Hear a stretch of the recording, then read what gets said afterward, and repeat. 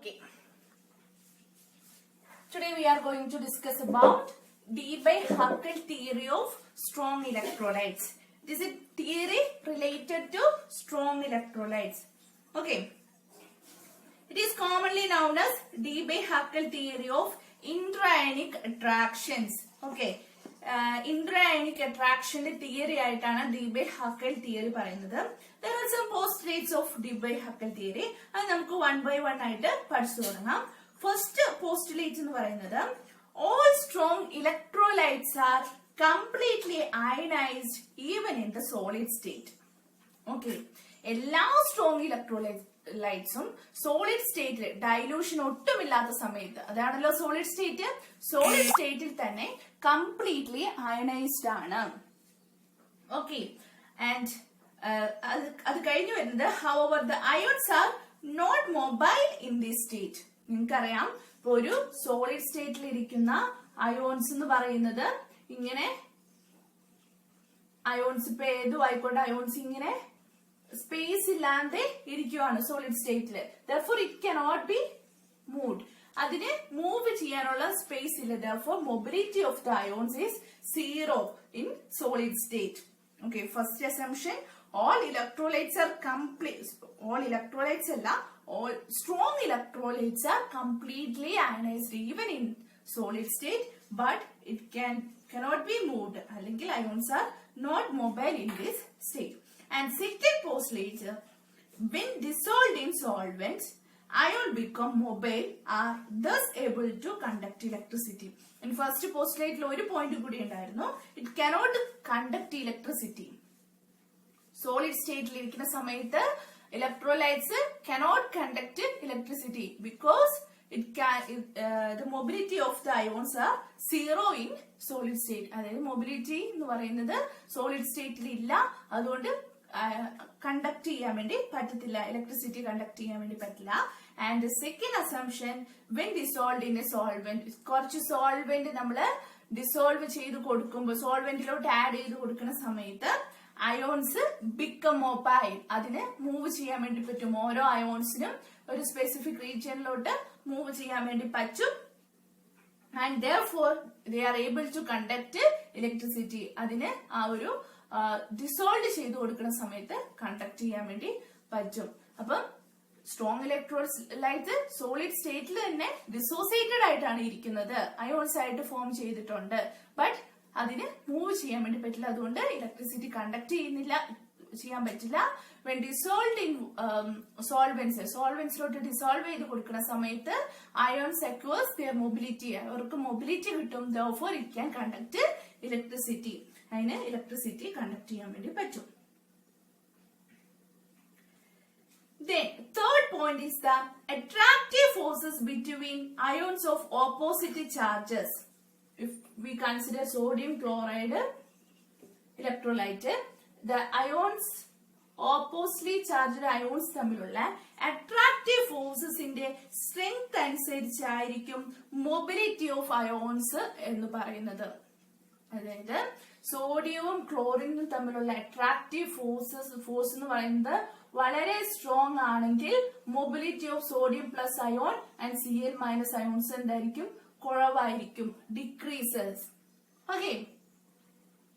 Attractive ഫോഴ്സസിന്റെ strength അനുസരിച്ച്, nature അനുസരിച്ചായിരിക്കും mobility of ions determine ചെയ്യുന്നത്.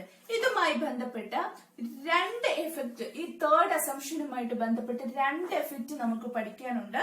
First one is relaxation effect or asymmetric effect. Relaxation effect or asymmetric effect. In asymmetric effect, we are considering a positive ion. Okay, ഞാനിവിടെ ഒരു positive ion വരച്ചിട്ടുണ്ട്. അപ്പൊ positive ഒരു സൊല്യൂഷനിൽ, ഒരു electrolyte സൊല്യൂഷനിൽ ഒരു പോസിറ്റീവ് അയോൺസ് എപ്പോഴും നെഗറ്റീവ് അയോൺസ് കൊണ്ട് സറൗണ്ടഡ് ആയിട്ടായിരിക്കും ഇരിക്കുക. അതാണ് ഞാൻ ഇവിടെ വരച്ചിരിക്കുന്നത്. Okay, positive ions is surrounded by negative ions. Okay, ഒരു പോസിറ്റീവ് അയോൺ നെഗറ്റീവ് അയോൺ ആയിട്ട് സറൗണ്ടഡ്. ഇത് തിരിച്ചും വരാം, negative ion can be surrounded by positive ions. In the absence of electric field, ആ ഒരു ഇലക്ട്രോലൈറ്റിലോട്ട് നമ്മൾ ഇലക്ട്രിക് ഫീൽഡ് അപ്ലൈ ചെയ്യുന്നതിന് മുമ്പ് ഇലക്ട്രിക് ഫീൽഡ് അപ്ലൈ ചെയ്യുമ്പോഴാണല്ലോ മൈഗ്രേഷൻ ഓഫ് അയോൺസ് ഒക്കർ ചെയ്യുന്നത്. അപ്പൊ ഇലക്ട്രിക് ഫീൽഡ് അപ്ലൈ ചെയ്യുന്നതിന് മുമ്പ് ഇതൊരു സിമെട്രിക്കൽ കണ്ടീഷനിൽ നോക്കിക്കേ, ഒരു ഈക്വൽ ആയിട്ട് നെഗറ്റീവ് അയോൺസ് സറൗണ്ടഡ് ആയിട്ടുള്ള ഒരു സിമെട്രിക്കൽ കണ്ടീഷനിലാണ് ഇരിക്കുന്നത്. Then when we are applying electric field, നമ്മളൊരു ഇലക്ട്രിക് ഫീൽഡ് അപ്ലൈ ചെയ്ത് കൊടുക്കുന്ന സമയത്ത് positive ion from this solution move towards negative electrode അല്ലെ. പോസിറ്റീവ് അയോൺസ് എവിടോട്ട് പോകും? നെഗറ്റീവ് ഇലക്ട്രോഡിലോട്ട് പോകും. At the same time negative ions moves towards opposite direction, that is positive ഇലക്ട്രോഡിലോട്ട് പോകും. മനസ്സിലായോ? പോസിറ്റീവ് അയോൺസ് നെഗറ്റീവ് ഇലക്ട്രോഡിലോട്ട് മൂവ് ചെയ്യും and negative ions are move towards positive electrode. Therefore, in order to make a new symmetrical atmosphere, ഈ ഒരു കാറ്റയോണ്, ഈ ഒരു positive അയോണിന് വീണ്ടും ഒരു സിമെട്രിക്കൽ അറ്റ്മോസ്ഫിയർ, ഇതുപോലെയുള്ള ഒരു സിമെട്രിക്കൽ അറ്റ്മോസ്ഫിയർ ഉണ്ടാക്കി എടുക്കണമെങ്കിൽ there will be a time lag. ഒരു ടൈം ലാഗ് വരും. കാരണം ഇത് ഓപ്പോസിറ്റ് മൂവ് ചെയ്ത് പോയി വീണ്ടും ഒരു സിമെട്രിക്കൽ ഒരു അറ്റ്മോസ്ഫിയർ ഉണ്ടാക്കി എടുക്കാൻ വേണ്ടി ഒരു ടൈം ലാഗ് വരും. ഇതിനെയാണ് നമ്മൾ റിലാക്സേഷൻ ടൈം എന്ന് പറയുന്നത്. മനസ്സിലായോ? Central ion, for the central ion to build a new symmetrical atmosphere, it takes time, and this time lag is called relaxation time. പുതിയ ഒരു സിമെട്രിക്കൽ അറ്റ്മോസ്ഫിയർ ഇതുപോലെ ഉണ്ടാക്കി എടുക്കണമെങ്കിൽ അതിനൊരു ടൈം ലാഗ് വരും. അതിനെയാണ് റിലാക്സേഷൻ ടൈം എന്ന് പറയുന്നത്. നമ്മൾ ഈ ഒരു ടേം കൺസിഡർ ചെയ്യുമ്പോൾ വി ആർ മൂവിംഗ് ടു, ഇതിനെയാണ് നമ്മൾ റിലാക്സേഷൻ എഫക്റ്റ് എന്ന് പറയുന്നത്, അല്ലെങ്കിൽ അസിമെട്രിക് എഫക്റ്റ് എന്ന് പറയുന്നത്. ഈ ഒരു ടൈം ലാഗിനെ എക്സ്പ്ലെയിൻ ചെയ്യുന്നതാണ് റിലാക്സേഷൻ എഫക്റ്റ് അല്ലെങ്കിൽ അസിമെട്രിക് എഫക്റ്റ് എന്ന് പറയുന്നത്. നമ്മള് മൊബിലിറ്റി ഓഫ് അയോൺസ്, അതായത് തേർഡ് അസംഷൻ പറഞ്ഞപ്പോഴാണ് റിലാക്സേഷൻ എഫക്റ്റിനെ കുറിച്ച് അല്ലെങ്കിൽ അസിമെട്രിക് എഫക്റ്റിനെ കുറിച്ച് പറഞ്ഞത്. And moving on to the next effect, electrophoretic effect. Okay, when we are applying a potential difference, the central ion moves opposite in that of the atmosphere. അതായത് അറ്റ്മോസ്ഫിയറിലുള്ള ions ഇങ്ങോട്ട് move ചെയ്യുമ്പോൾ central ions അപ്പുറത്തേക്കാണ് move ചെയ്യുന്നത്. Therefore, central അയോൺസിന്റെ work എന്ന് പറയുന്നത് കൂടുതലാണ് അല്ലെ. അതിന് ചുറ്റുമുള്ള അയോൺസ് ഓപ്പോസിറ്റ് ഡയറക്ഷനിൽ മൂവ് ചെയ്യുന്നു. അപ്പൊ ഇവിടെ ഒരു സ്ട്രെങ്ത്, ഒരു ഡെൻസിറ്റി എവിടെയായിരിക്കും?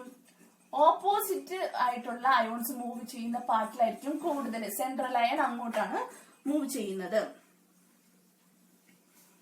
അപ്പം ഇവിടെ ഒരു റിട്ടാർഡിങ് ഇൻഫ്ലുവൻസ് വരും. സെൻട്രൽ അയോൺ പെട്ടെന്ന് അങ്ങോട്ട് മൂവ് ചെയ്ത് പോകാൻ പറ്റില്ല. ഈ നെഗറ്റീവ് ചാർജ്ഡ് അയോൺസിന്റെ അല്ലെങ്കിൽ ഈ ഒരു അയണിക് അറ്റ്മോസ്ഫിയറിന്റെ മൂവ്മെന്റ്സിന് എക്സ്ട്രാ ഒരു അഡീഷണൽ റിട്ടാർഡിംഗ് ഫോഴ്സ് വരും. കാരണം ബാക്കിയുള്ള അയോൺസ് എല്ലാം ഇങ്ങോട്ട് മൂവ് ചെയ്യുന്നു, പോസിറ്റീവ് അയോൺ മാത്രം അങ്ങോട്ട് മൂവ് ചെയ്യുന്നു. Therefore, ഒരു ഡെൻസിറ്റി എന്ത് ചെയ്യും? സെൻട്രൽ അയോണിന്റെ പുറകിലായിട്ട് ഒരു ഡെൻസിറ്റി കൂടുതലായിട്ട് കാണപ്പെടും. Therefore, സെൻട്രൽ അയോൺസ് കുറച്ചും കൂടി റിട്ടാർഡ് ചെയ്യപ്പെടും. ഓക്കെ, അതുപോലെ തന്നെ നമ്മുടെ ഇവിടെ ഒരു സോൾവെന്റ് മോളിക്യൂൾസ് ഉണ്ടാവുമല്ലോ. ഇവിടെയൊക്കെ സോൾവെന്റ് മോളിക്യൂൾസ് ഉണ്ടാവും. നമ്മുടെ ഇലക്ട്രോലൈറ്റ്സിന്റെ അയോൺസ് മാത്രമാണ് ഉണ്ടാവുക, സോൾവെന്റ് മോളിക്യൂൾസ് ഉണ്ടാവും. ആൻഡ് സോൾവെന്റ് മോളിക്യൂൾസും എങ്ങോട്ടാണ് അപ്പം മൂവ് ചെയ്യാൻ ടെൻഡൻസി കാണിക്കുക? Because majority of the ions moves in this direction. അപ്പൊ സോൾവെന്റ് മോളിക്യൂൾസും ഇങ്ങോട്ട് മൂവ് ചെയ്യാൻ വേണ്ടി ശ്രമിച്ചുകൊണ്ടിരിക്കും. Therefore, an additional retarding influence of the on central ion is experienced. Central ലൈനിൽ ഒരു അഡീഷണൽ റിട്ടാർഡിംഗ് ഇൻഫ്ലുവൻസ് കാണിക്കുന്നുണ്ട്. ആ അഡീഷണൽ റിട്ടാർഡിംഗ് ഇൻഫ്ലുവൻസിനെയാണ് ഇലക്ട്രോഫോററ്റിക് എഫക്റ്റ് എന്ന് പറയുന്നത്. ഓക്കെ, അതായത് both the negative ions and the solvent molecules move in opposite direction of central ion. Therefore, an additional retarding force is experienced by central ion. This phenomenon is commonly called as electrophoretic effect. Okay, moving on to the fourth assumption, the slow and steady increase in the molar conductance of strong electrolyte on dilution is due to the increase in mobility. നമ്മൾ ഇതുവരെ പഠിച്ചു വന്നത് തന്നെയാണ് fourth assumption ആയിട്ട് ഡീബേ-ഹക്കൽ theory പറയുന്നത്. On dilution conductivity increase ചെയ്യുന്നതിന്റെ കാരണം എന്ന് പറയുന്നത് അയോൺസിന്റെ മൊബിലിറ്റി ഹൈ ആവുന്നതാണ്. അയോൺസിന്റെ മൊബിലിറ്റി കൂടുന്നു. അതുകൊണ്ടാണ് ഇതിന്റെ കണ്ടക്ടിവിറ്റി ഓൺ ഡൈല്യൂഷൻ ഇൻക്രീസ് ചെയ്യുന്നത്. And fifth point, the mobility of the ions is also depends upon the frictional force offered by the viscosity of the medium.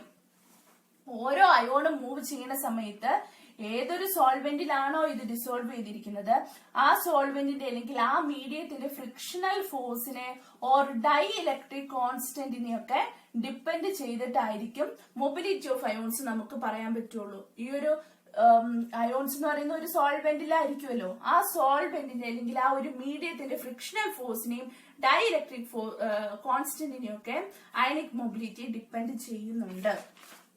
These are the postulates of Debye Hückel theory എന്ന് പറയുന്നത്. And third പോസ്റ്റുലേറ്റ്സിലാണ് നമ്മൾ രണ്ട് theory പഠിച്ചതും.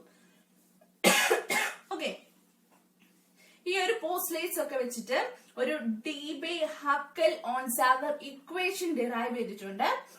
Okay, ആ equation എന്ന് പറയുന്നത് lambda CM molar conductivity at a specific concentration is equal to lambda 0m molar conductivity at infinite dilution minus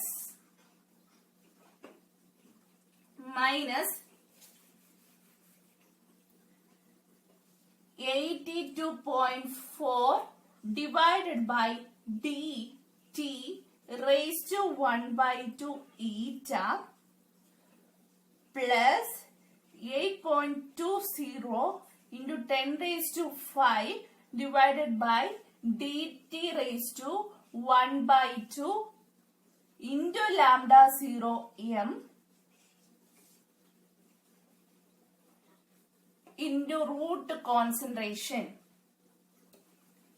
ഈ ഒരു ഇക്വേഷൻ ആണ് ഡീബേ-ഹക്കൽ ഓൺസാഗർ ഇക്വേഷൻ എന്ന് പറയുന്നത്. Lambda CM is equal to lambda 0m minus 82.4 divided by dt raised to 1/2 into eta plus 8.20 into 10 raised to 5 divided by dt raised to 1/2 into lambda 0m into root concentration.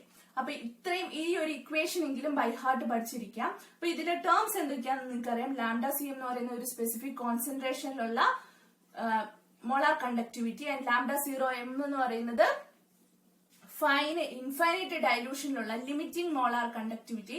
D dielectric constant, T temperature Kelvin temperature, C molar കോൺസെൻട്രേഷൻ, അതൊക്കെയാണ്. Eta എന്ന് പറയുന്നത് viscosity of medium. ഇതൊക്കെയാണ് ഇതിലെ terms എന്ന് പറയുന്നത്. Then നമ്മള് ഒരു എക്സ്പെരിമെന്റലി ഇതിനെ ഈ ഒരു ഇക്വേഷനെ lambda CM is equal to lambda 0m എന്ന് പറയുന്ന ഈ ഒരു എക്സ്പെരിമെന്റലി ഇതിനെ ഒരു കുറച്ചും കൂടി എളുപ്പത്തിലുള്ള ഒരു ഇക്വേഷൻ ആക്കി മാറ്റാൻ വേണ്ടിയിട്ട് ഓൺസാഗർ ഇക്വേഷൻ എന്ന് പറഞ്ഞ ഒരു ഇക്വേഷൻ ഉണ്ട്. Lambda CM is equal to lambda 0m ഇവിടെ ഒരു മൈനസ് ഉണ്ടായിരുന്നു. Lambda 0m minus a plus b into lambda 0m root c. a എന്ന് പറയുന്നത് ഇത്, b എന്ന് പറയുന്നത് ഇത്. ഓക്കെ, ദിസ് ഈസ് ദ ഡീബേ-ഹക്കൽ അല്ലെങ്കിൽ ഡീബേ-ഓൺസാഗർ equation. In order to study our electrolyte properties, ഈ ഡീബേ-ഓൺസാഗർ ഇക്വേഷൻ അല്ലാണ്ട് എക്സ്പെരിമെന്റലി നമ്മൾ ഇതൊന്ന് കമ്പയർ ചെയ്ത് നോക്കി, എക്സ്പെരിമെന്റൽ റിസൾട്ടും ഡീബേ-ഓൺസാഗർ റിസൾട്ടും. അപ്പൊ വരച്ചേക്കുന്ന ഒരു ഗ്രാഫ് ആണ് ഞാൻ ഇവിടെ കൊടുത്തിരിക്കുന്നത്. It is plotted root c against lambda CM, that is concentration against molar conductivity. അപ്പൊ ഡീബേ-ഓൺസാഗർ ഇക്വേഷൻ ഒബേ ചെയ്തുകൊണ്ടുള്ള ഒരു ലൈനാണ് ഈ ഡോട്ടഡ് ലൈൻ മുതൽ ഇങ്ങനെ കാണിച്ചിരിക്കുന്നത്. അത് അറ്റ് ലോവർ കോൺസെൻട്രേഷൻ, ഇവിടെ എന്ന് പറഞ്ഞു കഴിഞ്ഞാൽ എന്താണ്, ഹയർ കോൺസെൻട്രേഷൻ അല്ലേ, ഹയർ കോൺസെൻട്രേഷനിൽ മാത്രം ഒരു ചെറിയ വേരിയേഷൻ കാണിക്കുന്നുണ്ട്. ബട്ട് ലോവർ കോൺസെൻട്രേഷനിൽ ഓൺസാഗർ പറയുന്ന അതേ മെത്തേഡ് തന്നെയാണ് എക്സ്പെരിമെന്റലി പ്രൂവ്ഡ് ആയിട്ട് കാണിക്കുന്നത്. അതെന്തുകൊണ്ടാണ് ഹയർ കോൺസെൻട്രേഷനിൽ ചെറിയൊരു വേരിയേഷൻ കാണിക്കുന്നത്? അവിടെ മൈഗ്രേഷൻ അല്ലെങ്കിൽ മൊബിലിറ്റി ഓഫ് അയോൺസ് എന്ന് പറയുന്നത് നമുക്ക് കണ്ടുപിടിക്കാൻ പറ്റില്ല. ആ ഒരു വേരിയേഷൻ മാത്രമേ കാണിക്കുന്നുള്ളൂ. ബാക്കി എന്താണ്, ലോവർ കോൺസെൻട്രേഷനിൽ ഓൾമോസ്റ്റ് സെയിം ആണ്. ഓക്കെ, ഇനി ഈ ഒരു അതായത് ലോവർ കോൺസെൻട്രേഷനിൽ നമ്മുടെ ഡീബേ-ഹക്കൽ-ഓൺസാഗർ തിയറി പ്രകാരം കിട്ടുന്ന റിസൾട്ടും ലോവർ കോൺസെൻട്രേഷനിൽ നമ്മുടെ ഡീബേ-ഹക്കൽ-ഓൺസാഗർ ഇക്വേഷൻ പ്രകാരം കിട്ടുന്ന റിസൾട്ടും എക്സ്പെരിമെന്റിൽ കിട്ടുന്ന റിസൾട്ടും ഓൾമോസ്റ്റ് സെയിം ആണ്. കണ്ടോ, അതിന് ഡിഫറെന്റ് ലൈൻ ഒന്നുമില്ല, ഏകദേശം ഓൾമോസ്റ്റ് സെയിം ആണ്. ബട്ട് ഹയർ കോൺസെൻട്രേഷനിൽ there are some variations because there will be the mobility of ions is restricted in higher concentration. ഹയർ കോൺസെൻട്രേഷനിൽ നമ്മുടെ അയോൺസിന്റെ മൊബിലിറ്റി എന്ന് പറയുന്നത് റെസ്ട്രിക്റ്റഡ് ആണ്. അതിന്റെ ഒരു ചെറിയ വേരിയേഷൻ കാണിക്കുന്നുണ്ട്. എങ്കിൽ പോലും സ്ട്രോങ് ഇലക്ട്രോലൈറ്റ്സിന്റെ മോളാർ കണ്ടക്ടിവിറ്റിനെ കുറിച്ച് എക്സ്പ്ലെയിൻ ചെയ്യാൻ വേണ്ടി Debye Hückel Onsager equation is very good, excellent എന്നുള്ളതാണ് ഈ കാണിക്കുന്നത്. ഓക്കെ, ഇനി നമുക്ക് പഠിക്കേണ്ടത് ഒരു വീൻ എഫക്റ്റ് ആണ്.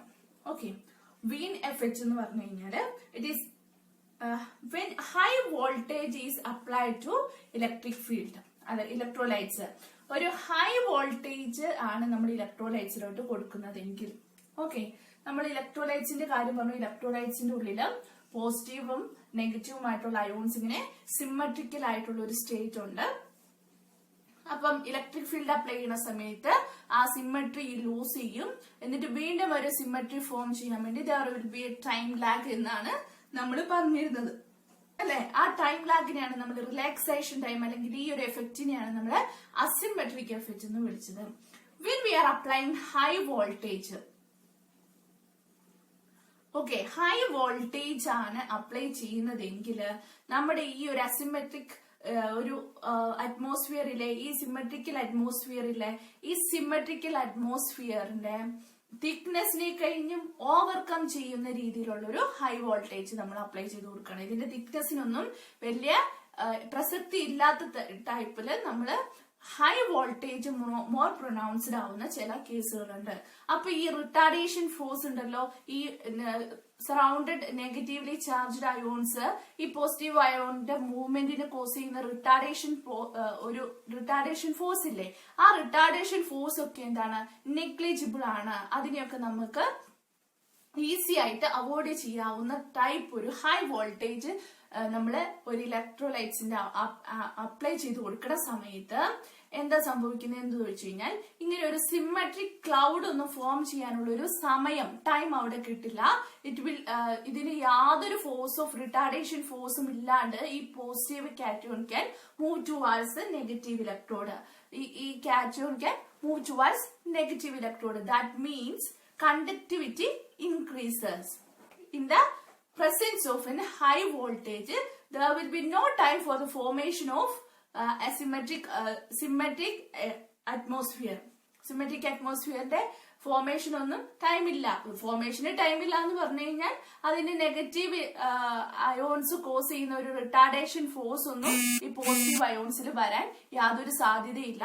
Therefore it can move very faster than the previous case. High voltage apply ചെയ്യുന്ന സമയത്ത് അതിനെയാണ് വീൻ എഫക്റ്റ് എന്ന് പറയുന്നത്. Moving on to the Debye Falkenhagen effect. It is in the case of we are applying high intensity അല്ലെങ്കിൽ high frequency current. നമ്മളിവിടെ Wien എഫക്റ്റില് high voltage ആയിരുന്നു apply ചെയ്തത്. ഡീബേ-ഫോൾക്കൻ-ഹാജൻ എഫക്റ്റില് ഹൈ ഫ്രീക്വൻസി അപ്ലൈ ചെയ്യുന്ന സമയത്ത് സെയിം തന്നെയാണ് സംഭവിക്കുന്നത്. അവിടെ ഇങ്ങനെ ഒരു അയണിക് അറ്റ്മോസ്ഫിയർ അല്ലെങ്കിൽ ഒരു അയണിക് അറ്റ്മോസ്ഫിയർ ഒന്നും ക്രിയേറ്റ് ചെയ്യുന്നില്ല. Positive central atoms can move very faster as compared to the previous cases. Therefore conductivity is increased. Okay, conductivity is increased because there will be no retardation force. Retardation force രണ്ട് തരത്തിൽ നമ്മൾ പഠിച്ചിട്ടുണ്ടായിരുന്നു. ഒന്ന്, ഈ surrounding ആയിട്ടുള്ള negative ions opposite ഡയറക്ഷനിൽ move ചെയ്യുന്നത് കൊണ്ടുള്ള retardation force.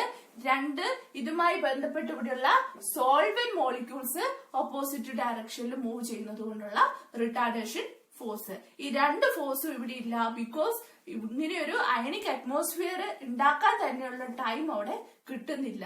പെട്ടെന്ന് ആറ്റംസ് അയോൺസ് ഓപ്പോസിറ്റ് ഇലക്ട്രോഡ്സിലോട്ട് മൂവ് ചെയ്യാണ്. Therefore conductivity increases. This process is called a Debye-Forkenhagen effect.